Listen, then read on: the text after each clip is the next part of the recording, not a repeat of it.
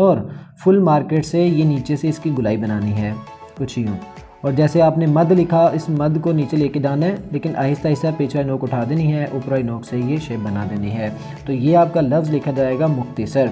तो दूसरा मीम के साथ जो मुख्तसर लिखा जाएगा वो कुछ इस तरह से लिखा जाएगा, जैसे कि यहाँ पे तिरछी लाइन लगाई, यहाँ से ये कर्व बनाया,